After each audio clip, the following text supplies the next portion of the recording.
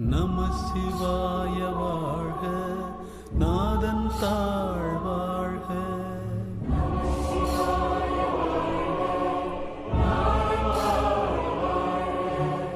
இமை பொழுதும் என் நெஞ்சில் நீங்காதா தாழ் வாழ்க.